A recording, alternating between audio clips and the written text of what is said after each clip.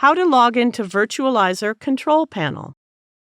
You will receive a welcome email from your VPS provider where you can find a VPS login URL, username, and password.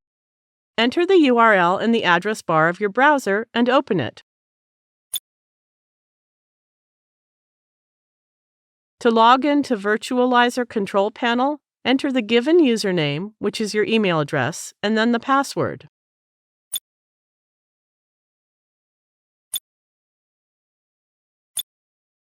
We can now manage VPS from this VPS management area. We will check the VPS status, etc., also in another video. Thank you for watching.